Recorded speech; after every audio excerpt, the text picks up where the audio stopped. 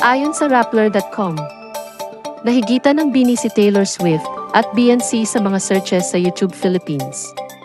Sa mga rehiyon, pinangunahan ng Calabarzon, Bicol, Mimaropa, at Central Luzon ang searches sa BINI Manila, Philippines. There's no way but up for BINI dahil ang P-pop girl group ang naging pinakahinahanap na musical act sa YouTube Philippines noong Hunyo 2024. Ayon sa data na pinagsama-sama ng Google Trends, ang BINI ang may pinakamataas na bilang ng mga paghahanap sa streaming platform para sa buong buwan. Tinalo ang mga international pop star na sina Taylor Swift, BNC, at Sabrina Carpenter. Binanggit din sa press release na sa mga rehiyon, ang Calabarzon, Bicol, Mimaropa, at Central Luzon ang nanguna sa Seni search sa BINI matapos maka-score ng humigit kumulang 80 sa kabuuang interes sa paghahanap. Panglima ang Metro Manila na may 78 search interest percentage. Tulad ng ipinaliwanag ng Google, the number marks the popularity of a search term within a given time and place, na nangangahulugan na ang BINI ay kabilang sa pinakasikat na terminong hahanapin sa mga partikular na rehiyong ito. Sa labas ng Pilipinas, BINI was also a popular YouTube search in the United Arab Emirates.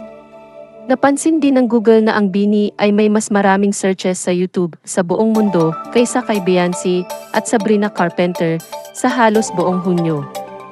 Maaalala na kamakailan lamang ay naging unang Filipino act ang BINI na nakakuha ng nangungunang pwesto sa music streaming platform na Spotify Philippines Daily Top Artists Chart.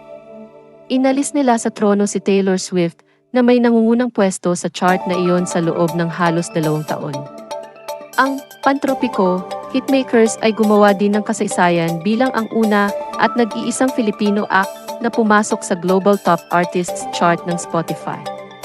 Nakatakdang magdaos ang BINI ng 3 gabing sold-out na Biniverse concert sa New Frontier Theater mula Hunyo 28 hanggang 30. Magkakaroon din sila ng regional stop sa Baguio, Cebu City, at General Santos City, at internasyonal na paghinto sa Canada.